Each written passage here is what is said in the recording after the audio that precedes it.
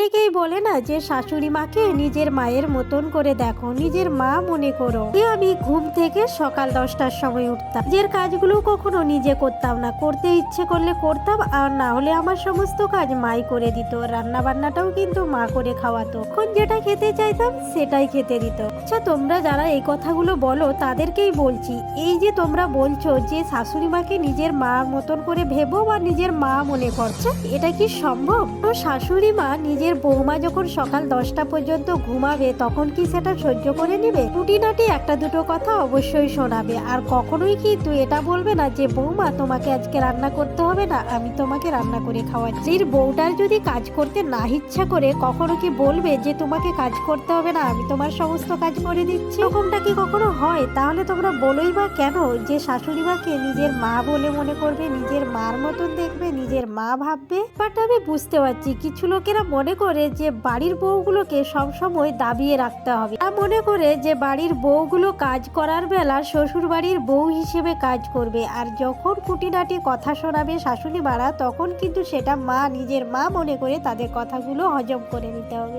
আচ্ছা, আমি যে কথাগুলো বললাম সেগুলো কি ভুল বললাম? কমেন্ট বক্সে জানিও। কিন্তু তোমরা কখনো এটা মনে করো না যে আমার সঙ্গে এরকম কিছু ঘটছে বলে আমি এই কথাগুলো বলছি, এটা কিন্তু একদমই নয়। আমি মনের কথা বললাম, এটা বাস্তব সমাজের কিছু কথা বললাম।